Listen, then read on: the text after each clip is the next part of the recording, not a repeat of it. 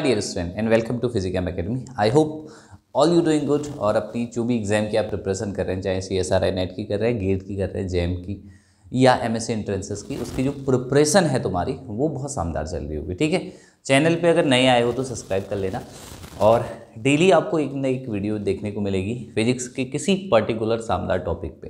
तो आज का जो हमारा बेहतरीन सा टॉपिक रहेगा भाई, वो रहेगा पार्टिकल इन अ बॉक्स, यानी कि इनफाइनाइट पोटेंशियल वेल, जहाँ पे सिमेट्रिक और अनसिमेट्रिक दोनों केस डिस्कस करूँगा। This is one of the most important question. किसी भी एग्ज़ाम की आप प्रिपरेशन कर रहे हैं, नेट, गेट, CSRI नेट की या उसके साथ साथ जेस्ट, TFR, कोई भी एग्ज़ाम आपका है, तो अगर आपको ये टॉपिक बहुत अच्छे से आता है, इसके जो क्वेश्चन है उसकी डीलिंग बहुत अच्छे से आती है, तो एक क्वेश्चन आपका फ्री में यहाँ पे बन जा रहा होता है। तो ध्यान से वीडियो को आखिरी तक देखिए और समझने की कोशिश कीजिए। कोई भी डाउट हो इसके रिगार्डिंग, क्वेश्चन आपके मन में हो, कमेंट सेक्शन में प्लीज़ कमेंट जरूर करना। और अगर आपको दूसरा जो कौन सा टॉपिक आपको रिक्वायर्ड है इसके अलावा जिसमें आप वीडियो चाहते हैं, तो वो भी आप कमेंट सेक्शन में लिख के मुझे बता सकते हैं। तो चलिए शुरू करते हैं।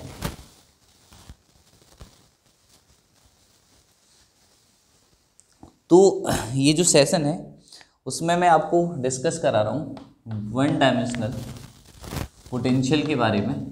ओके, तो वन डायमेंशनल पोटेंशियल के अंदर हमारे पास जो कहानी है वह है पार्टिकल इन अ बॉक्स।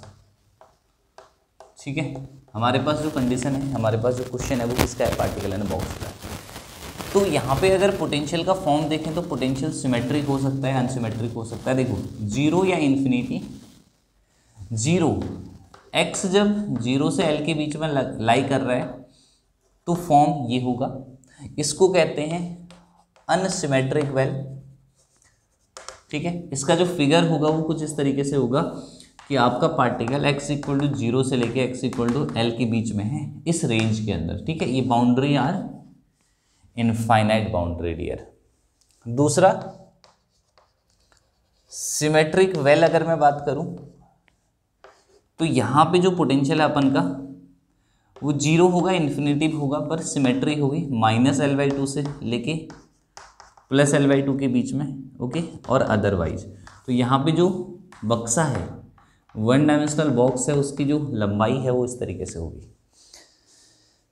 तो गौर करने की बात यह है कि अगर आपका पार्टिकल चाहे इस डब्बे के अंदर हो या इस डब्बे के अंदर हो, तो दो पॉसिबिलिटी है कि पार्टिकल अगर इसके अंदर है तो बाहर नहीं हो सकता है। तो बाहर तो वेव फंक्शन पॉसिबल ही नहीं है, यहाँ पे बाहर हो ही नहीं सकता है वेव फंक्शन। ये वेव फंक्शन केवल और केवल कहाँ लाई करेगा? अंदर लाई करेगा। पार्टिकल कहाँ लाई करेगा? केवल और केवल अंदर लाई करेगा बच्चों। तो चलिए हम डिस्कस करते हैं अनसिमेट्रिक पोटेंशियल वेल को, क्योंकि अगर आप अनसिमेट्रिक पोटेंशियल वेल सीख गए तो सिमेट्रिक में जस्ट रिजल्ट ही आपको ध्यान रखना पड़ेगा। देखो, यहाँ पे दो कंडीशन ध्यान रखनी है कि x इक्वल टू जीरो और x इक्वल टू एल पे दोनों जगहों पे जो वेव फंक्शन है वो जीरो होगा। तो हमारा जो श्रोडिंगर इक्वेशन है वो होगा del square psi upon del x square plus 2me, ठीक है बाबू, upon H cut square 2me upon H cut square psi equal to zero, 2me H cut square into psi equal to क्या होगा? Zero होगा। तो अब इस चीज़ को ध्यान से आप समझने की कोशिश करिए, प्रयत्न कीजिए। तो जो साई होगा ना वो ae⁻⁴ प्लस be⁻ माइनस क्या होगा? IKX होगा। इसका सॉल्यूशन बता रहा हूँ, इसको एक्सपेंड कर लेंगे तो कॉस और साइन के टर्म आएंगे। तो साई इक्वल टू मैंने कह दिया c, एक तो आएगा कॉस kx, ये पूरा टर्म k कहलाता है, ठीक है, और plus b sine kx। Condition रखो, x इक्वल टू जीरो रखो, साई इक्वल टू जीरो, तो c आपको जीरो मिल जाएगा यहाँ से। x इक्वल टू एल पे साई अगेन जीरो है, तो d तो जीरो हो नहीं सकता, क्योंकि c और d दोनों जीरो हो गए तो पूरा वेव फंक्शन जीरो हो गया। इसका मतलब है केवल साइन ऑफ kx की वैल्यू कितनी है? जीरो है। तो इसको अगर आप सॉल्व करेंगे x इक्वल टू एल तक, तो k की जो वैल्यू है ना, x इक्वल टू एल पे अपन इसको सॉल्व करने की कोशिश कर रहे हैं, तो k की जो वैल्यू है बच्चों वो कितनी आ जाएगी? देखना, k की सिंपल आसान तरीके से आप वैल्यूज देख रहे हैं, है ना, इसको सॉल्व कर लो। एक ही लाइन का सॉल्यूशन है, ऐसा नहीं है कि बहुत ज़्यादा लंबा सॉल्यूशन है। n पाई बाई कितना हो जाएगा? l। तो अब इसको पकड़ के रखना है।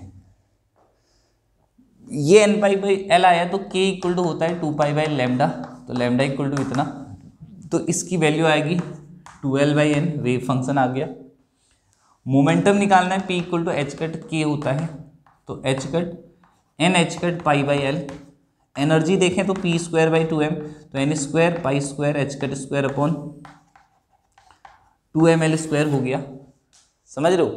तो ये कुल मिला के हमारा जो है, कुल मिला के ओवरऑल आपका जो वेव फंक्शन है वो इस तरीके से आ गया।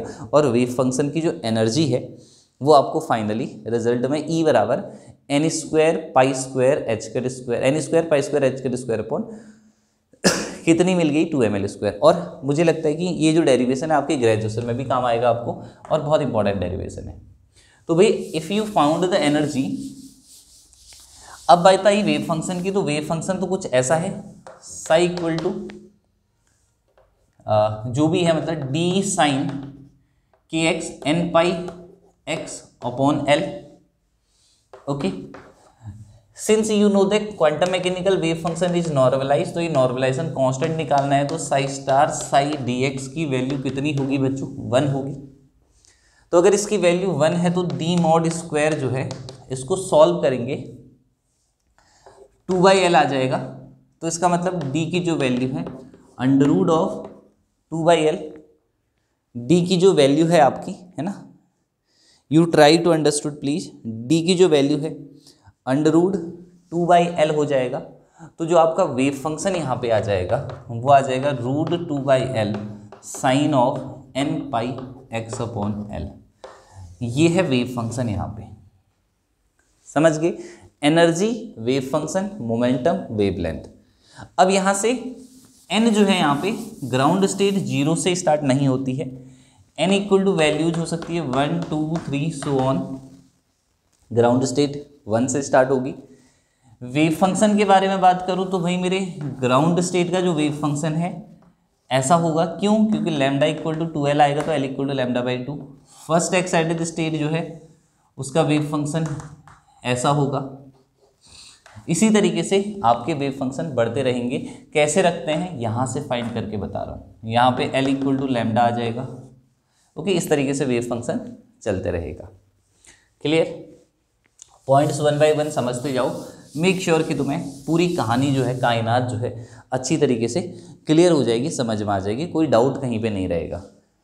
अगर इसी की जगह ये सिमेट्रिक पोटेंशियल वेल है, अगर इसी की जगह सवाल में अनसिमेट्रिक पोटेंशियल वेल दिया हो, ध्यान समझना, अगर सवाल में अनसिमेट्रिक पोटेंशियल वेल दिया हो तो केवल कंडीशन ये होगी कि x इक्वल टू -l/2 और x इक्वल टू +l/2 पे वेव फंक्शन क्या होगा? 0 होगा।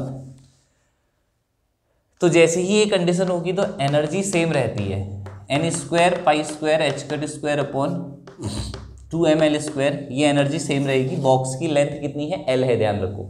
इस बॉक्स की लेंथ 0 to l है, यानी कि ये लंबाई जो है मेरे बच्चों वो कितनी है? l है। वेव फंक्शन देखें तो root 2/l cos n πx upon l होगा अगर n की वैल्यू 1 3 5 होगी। Psi equal to root 2/l sine n πx होगा अगर n की वैल्यू 2 4 6 में से कुछ और होगी। तो ये वेव फंक्शन है किसके लिए? सिमेट्रिक वेल के लिए। तो बस इतना सा अंतर आता है और आपका सवाल हो जाता है। तो प्लीज़ ध्यान रखिएगा, अगर कहीं पे भी डाउट हो तो आप कमेंट सेक्शन में ज़रूर बताना। और इसके बाद आपको किस वीडियो पे, किस टॉपिक पे लेक्चर चाहिए उसको बताओ। किस तरीके से चीज़ें समझ में आई या नहीं आई वो भी आप बता सकते हैं। This topic is very very important. इसका 2 डायमेंशन में और 3 डायमेंशन में किस तरीके से रिप्रेजेंटेशन होता है, सॉल्यूशन होता है, I will going to tell you. तब तक के लिए अपना ध्यान रखो, टेक केयर और आराम से अपने एग्जाम की प्रिपरेशन करो। God bless you all.